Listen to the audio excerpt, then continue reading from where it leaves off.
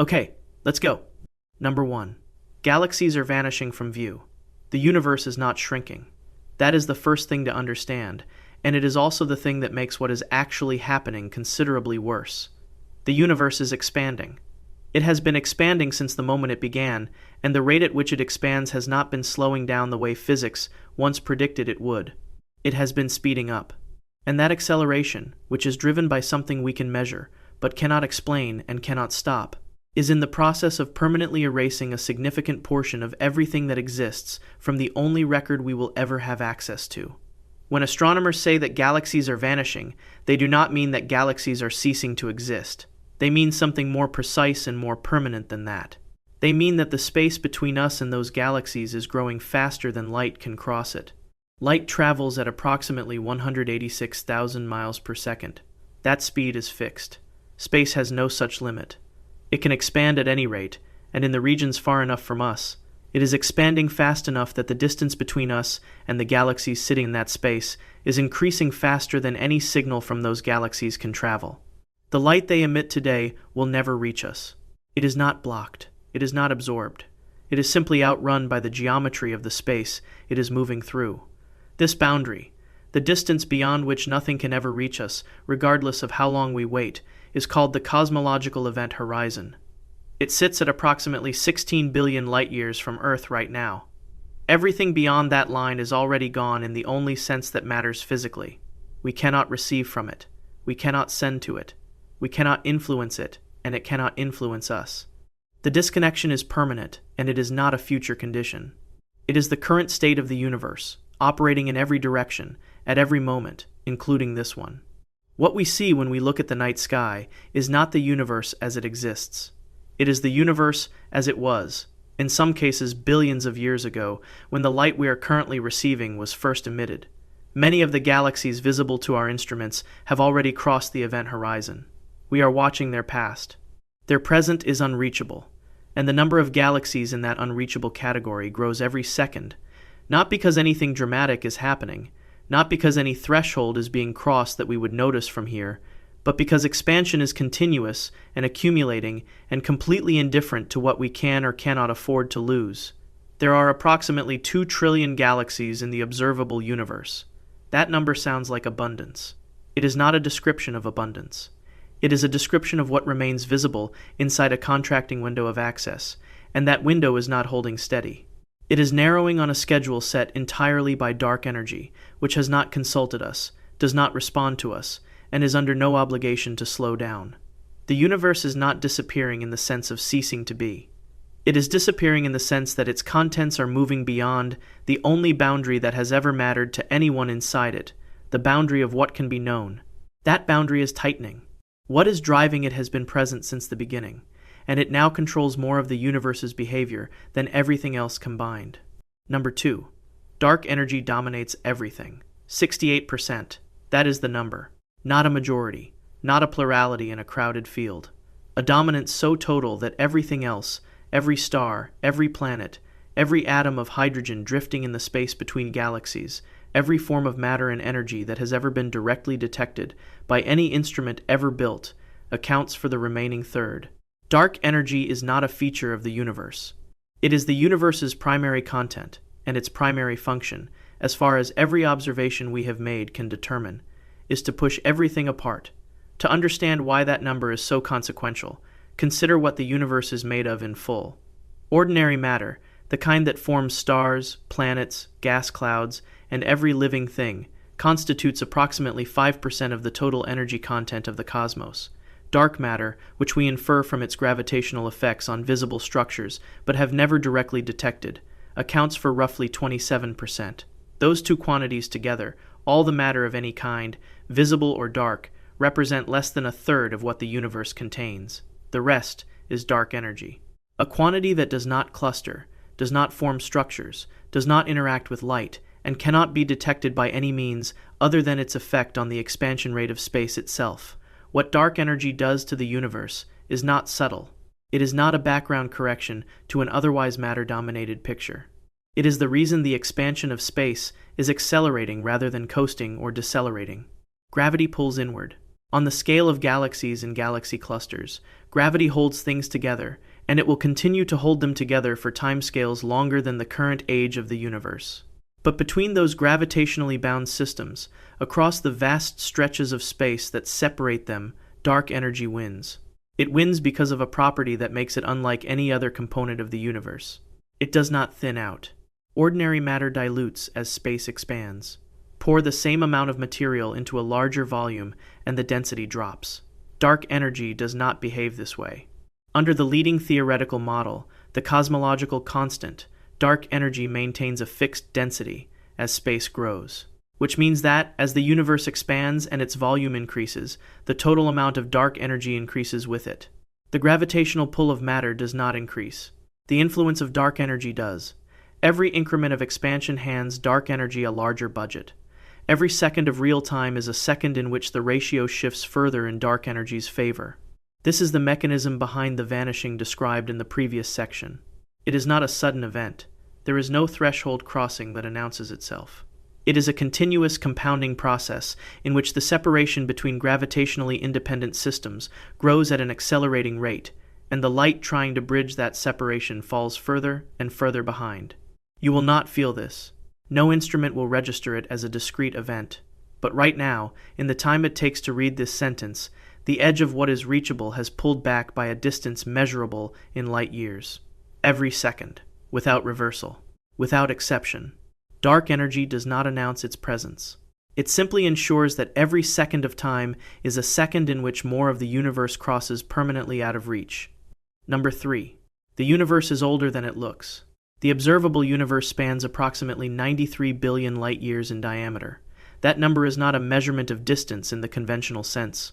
It is a measurement of how far light has been able to travel since the universe began, adjusted for the fact that the space that light was traveling through has itself been expanding the entire time. The edge of what we can see is not a fixed wall at 46 billion light-years. It is the surface of last emission, the farthest reach of light, that has had enough time, in a universe 13.8 billion years old, to arrive at our instruments at all. What lies beyond that surface is not empty. It is simply the part of the universe from which no light has had time to reach us yet, which means it is the part we will never see in our current position. The light arriving from the most distant objects we can observe was emitted when the universe was a fraction of its current age. The galaxies we see at the edge of the observable sphere are not where those galaxies are now. They are where those galaxies were, billions of years ago, when the photons we are currently detecting first left them. Those galaxies have continued to move in the time since. They are now almost certainly beyond the cosmological event horizon, in the unreachable zone discussed earlier, receding faster than any future signal could follow. We are looking at light from objects that we can no longer reach, emitted from positions that no longer represent where those objects are. The image is real.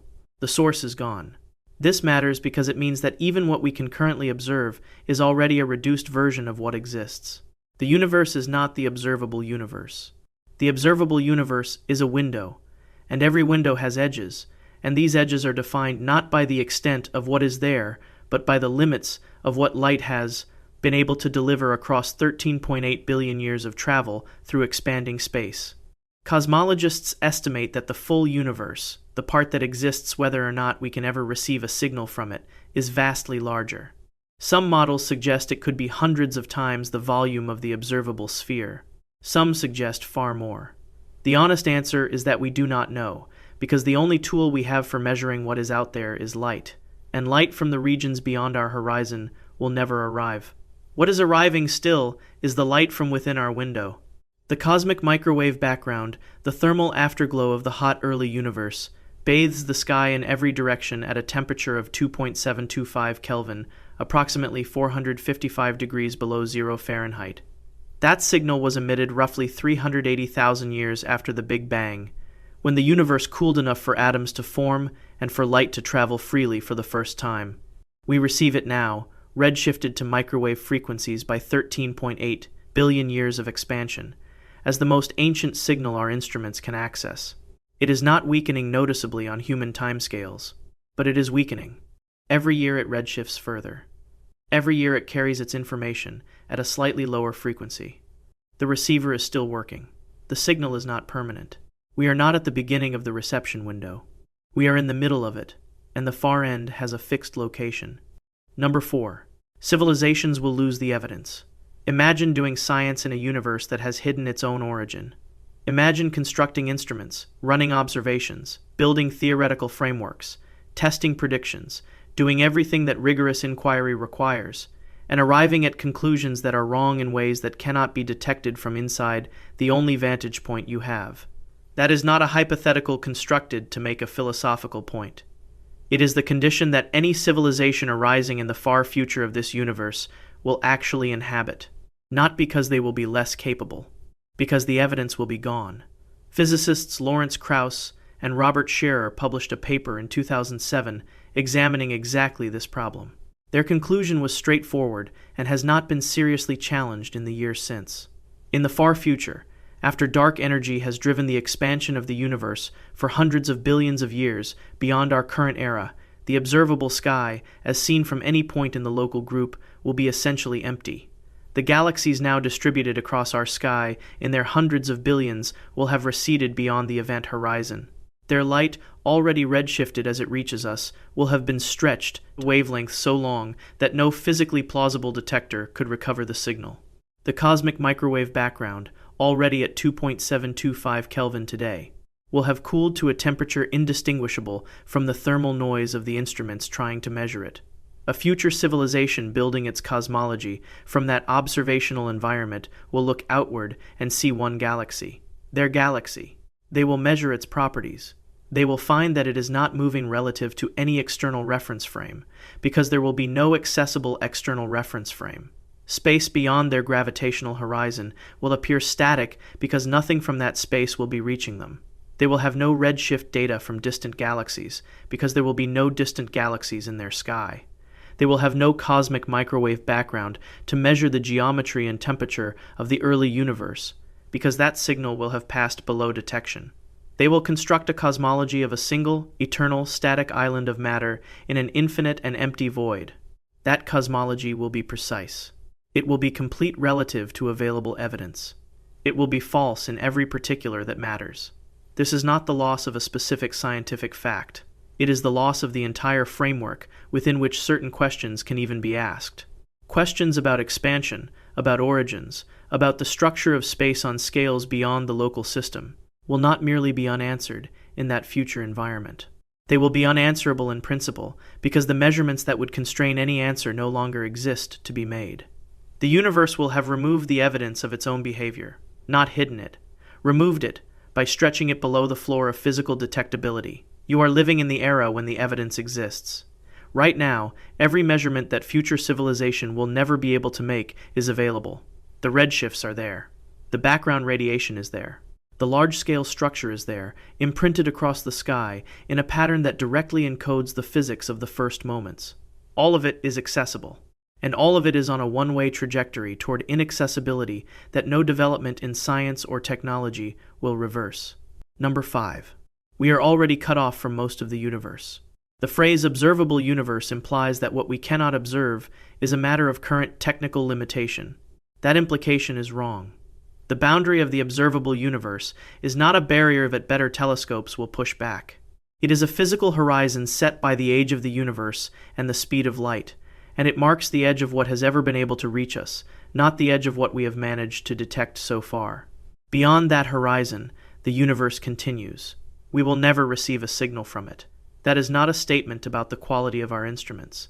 It is a statement about geometry. But there is a second horizon, closer than the edge of the observable universe, and more immediately relevant. It is the cosmological event horizon, the boundary beyond which nothing we send out today will ever reach its destination, and from which nothing emitted today will ever reach us. This horizon sits at approximately 16 billion light-years. The observable universe extends to approximately 46 billion light-years. The gap between those numbers represents a vast region of space containing hundreds of billions of galaxies that we can currently see because we are receiving their ancient light, but which we can no longer reach or influence in any way, and from which we will receive no new information going forward. We see them. We are already permanently disconnected from them. This distinction is not technical. It is the difference between looking at a photograph of someone and being able to speak to them. The image is real. The relationship is over. Every galaxy beyond 16 billion light-years is a photograph. Its present is occurring somewhere inaccessible. Its future will not be transmitted to us. Any signal we send toward it today will travel for the full remaining life of any civilization that might want to send it and will still never arrive. And the event horizon is not stable. It is not holding at 16 billion light-years while we work on the problem. It is moving. Not in the sense that it physically retreats in coordinate space, but in the sense that galaxies currently inside it, currently within the zone of theoretical reachability, are crossing it continuously as acceleration pushes them beyond the threshold. A galaxy that sits today just inside the event horizon, theoretically reachable if we sent something at the speed of light this instant, will not remain there. The expansion of space will carry it across the line.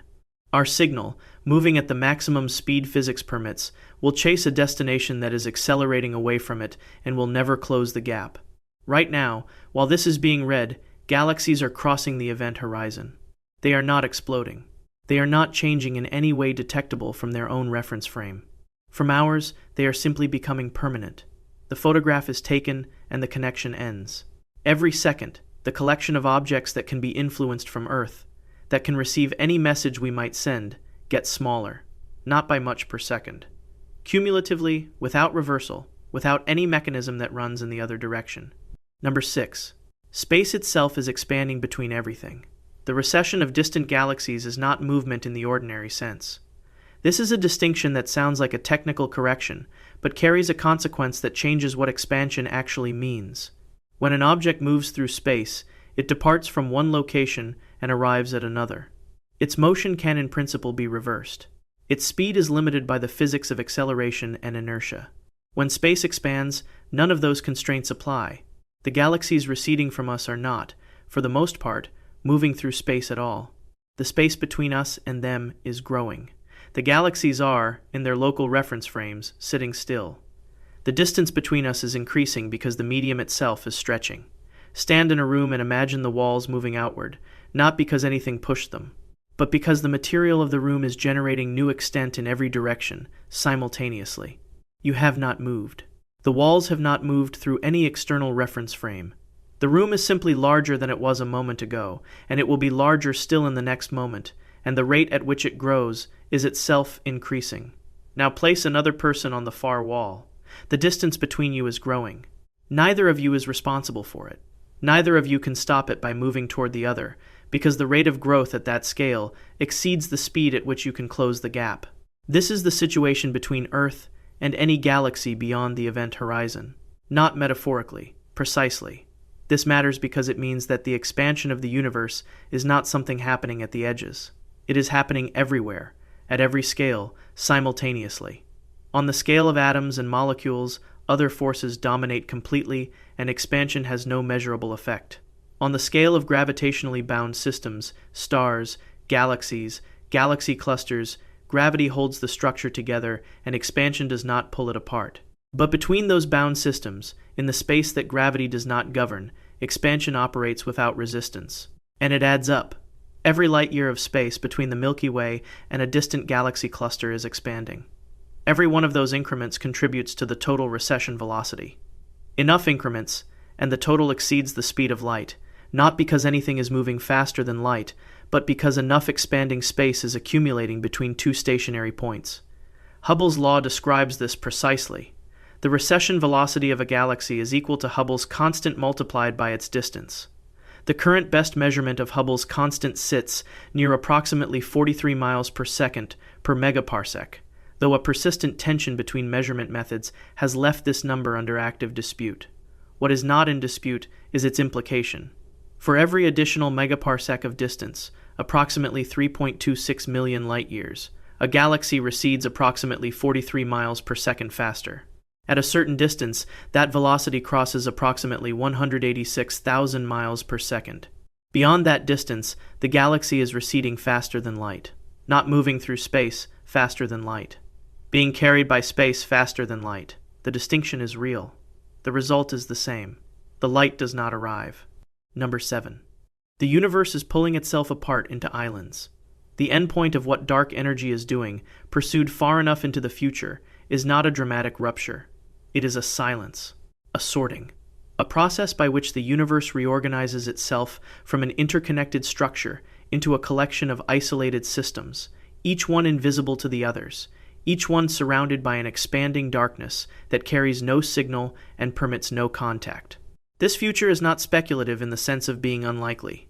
It is the straightforward extrapolation of conditions that already exist and have been measured, extended forward in time by the same mechanism that is operating right now. Gravitationally bound systems will survive.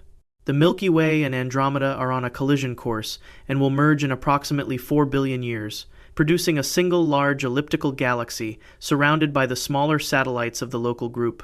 That merged system will remain intact, held together by gravity, as dark energy continues to drive the expansion of everything beyond its gravitational reach. The thousands of galaxy groups and clusters that are visible to us now will undergo the same process in their own local environments. Each one will consolidate into a single bound remnant, and then those remnants will be alone.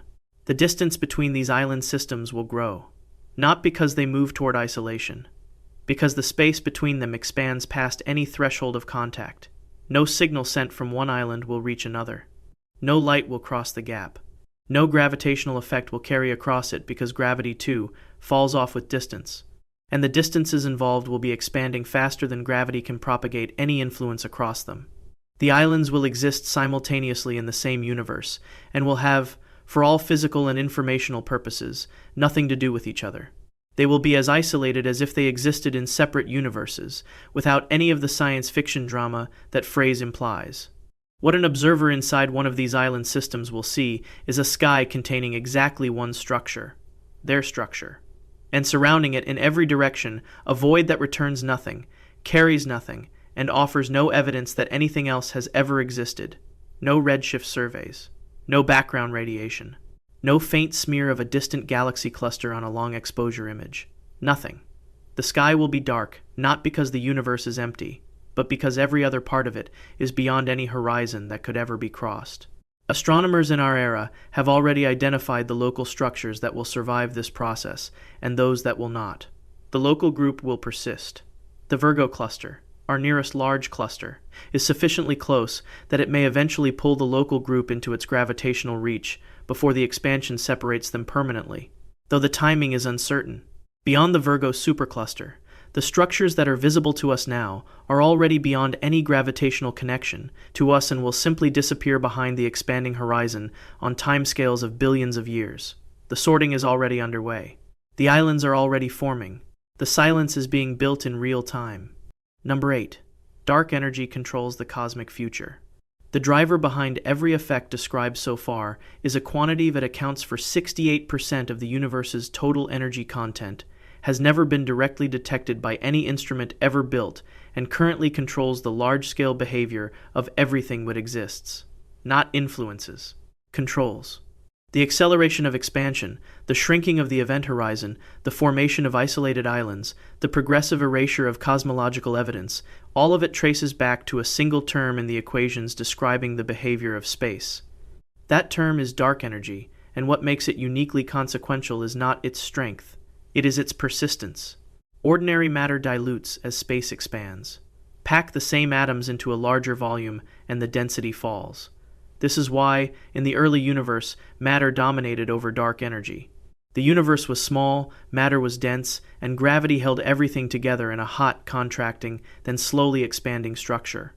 As the universe aged and grew, matter spread thinner. Dark energy, under the leading theoretical model, did not. The cosmological constant, Einstein's original term representing the energy density of empty space, predicts that this density remains fixed regardless of how large the universe becomes. As space expands, more space exists, and more space exists, and more space at constant density means more total dark energy. The budget grows. Gravity, working with a fixed stock of matter spread across an increasing volume, cannot keep up. It stopped keeping up at the cosmic scale somewhere around 5 billion years ago. Since then, dark energy has been in control. The specific value of the cosmological constant is approximately 3.7 times 10 to the negative 28th pounds per cubic foot. Written out, that is approximately 3.7 times 10 to the negative 28th pounds per cubic foot. a number so close to zero that it took measurements of extraordinary precision to confirm it was not zero. The confirmation came from observations of Type 1a supernova in the late 1990s. Type 1a supernova are thermonuclear explosions of white dwarf stars that detonate at a consistent peak luminosity, making them usable as standard candles, objects of known intrinsic brightness, whose distance can be calculated from how dim they appear. Two independent teams measuring distant supernova in 1998 expected to find that the expansion of the universe was slowing under gravity. Both found the opposite. The supernova were fainter than they should be, meaning they were farther away than expected, meaning the universe was expanding faster in recent epochs than in earlier ones. The expansion was accelerating. The cosmological constant was not zero. Dark energy was real. That discovery won the Nobel Prize in Physics in 2011. It also established lambda CDM as the standard model of cosmology, and it set the trajectory that every section of this video has been following. Because if dark energy is constant, the future is fixed. Expansion continues. Acceleration continues. The horizon contracts in terms of what is reachable. The islands drift apart without reconnection. That future is not approximate. Under the cosmological constant, it is the only future the equations permit. Unless the constant is not constant. Number 9. Dark energy might be changing over time. In 2024, the Dark Energy Spectroscopic Instrument released its first major results. DESI is a telescope array at the Kitt Peak National Observatory in Arizona, carrying 5,000 fiber optic positioners, each one capable of capturing the spectrum of a single galaxy simultaneously. Its purpose is to map the three-dimensional distribution of tens of millions of galaxies across cosmic history, using the imprint of ancient sound waves in that distribution, called baryon acoustic oscillations, as a standard ruler.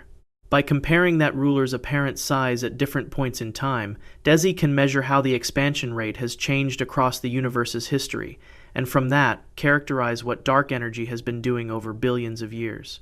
The first year of data produced attention. When analyzed using the standard lambda CDM framework, the DESI measurements showed a statistically notable preference for a dark energy equation of state that is not fixed.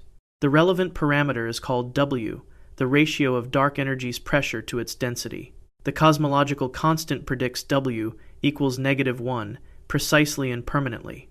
The DESI data preferred a value of W that deviates from -1 and, more significantly, a value that appears to change over cosmic time.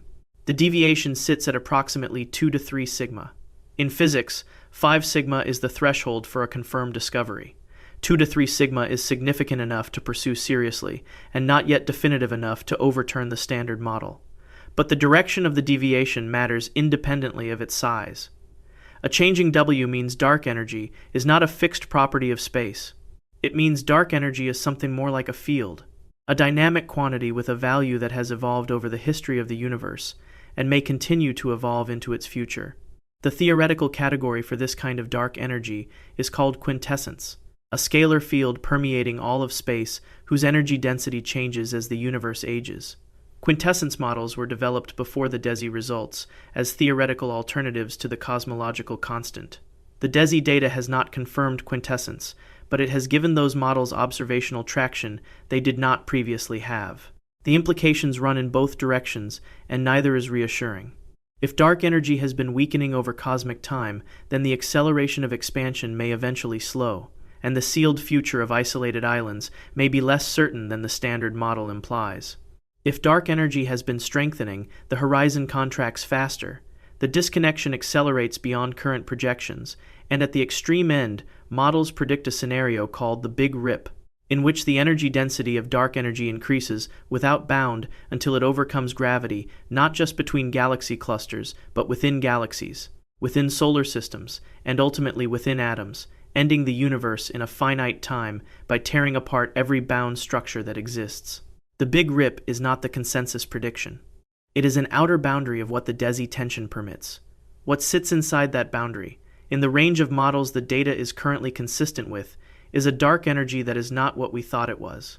A force we have characterized as constant for 2 decades that the best current measurements suggest may be neither fixed nor finished changing. The entity driving the disappearance of the universe has not fully revealed what it is doing. Number 10.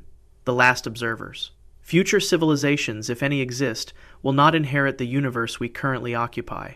They will inherit whatever dark energy leaves behind after it has done its work across hundreds of billions of years of continued acceleration. What it leaves is not a richer cosmos. It is a stripped one. The Milky Way and Andromeda will have merged by then into a single elliptical remnant. The smaller galaxies of the local group will have been absorbed or scattered. Beyond that remnant, in every direction, the expansion driven by dark energy will have carried everything else past the event horizon. The sky will be dark, not dim, not sparse. Dark at every frequency, in every direction, permanently. An observer inside that remnant looking outward will see nothing that indicates a larger universe exists. No galaxy at any redshift. No faint smear of a distant cluster on any exposure length. No cosmic microwave background distinguishable from instrumental noise, because that signal, already redshifted to millimeter wavelengths today, will have been stretched over hundreds of billions of years to wavelengths of miles or longer, sitting so far below any physically plausible detection threshold that no technology could recover it. The information it carries about the early universe, the geometry, the temperature, the composition of what existed before stars formed, will be gone, not classified. Not encoded somewhere inaccessible. Gone in the literal sense that the physical signal no longer delivers it. This is what Krauss and Schröer described in their 2007 paper. Future scientists, working rigorously with the observational environment available to them, will conclude that the universe is static, eternal, and composed of a single island of matter, surrounded by infinite, featureless void. That conclusion will follow correctly from their evidence. Their evidence will be radically incomplete in ways they cannot detect, because the data that would reveal the incompleteness is the data that expansion has made undetectable. They will not be making errors. They will be operating at the limit of what their universe permits them to know. That limit is far below ours, and ours is already far below what exists. You are here now, not in the future, not in the era of the empty sky. You are in the specific window of cosmic time when the evidence is present, when the signals are arriving, when the full architecture of what the universe has been is still readable in the light coming down through the atmosphere every clear night. The cosmic microwave background is detectable. The redshifts of distant galaxies are measurable. The baryon acoustic oscillations are there in the large-scale structure, carrying the imprint of sound waves from the first 380,000 years of existence. All of it is here. All of it is decaying in accessibility. Not on human timescales, but directionally, without reversal, on a schedule set by a force that has not finished revealing what it is. The universe is not ending. It is withdrawing. It is moving its contents, its evidence, its full history, past the only boundary that matters, the boundary of what any observer inside it can ever access. The sky above you is not scenery. It is a record of everything that has happened in 13.8 billion years of a universe that is in the process of sealing that record away. The document exists right now. It is being withdrawn, and the window in which it can be read is the one you are currently standing in. If that is worth sitting with, subscribe. There is more on what the universe is doing and what we can still measure before it becomes unmeasurable. If this changed how you see the night sky, the like button is there. And tell us where you are watching from. The universe is losing its connections. We are not.